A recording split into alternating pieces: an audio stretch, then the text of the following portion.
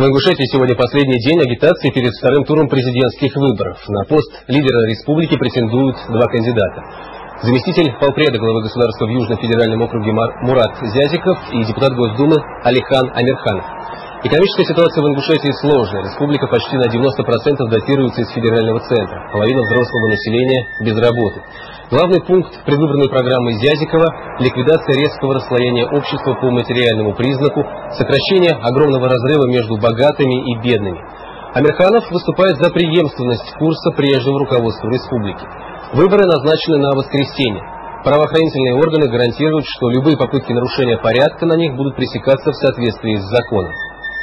Каких-либо оснований для беспокойства не просматривается, не наблюдается.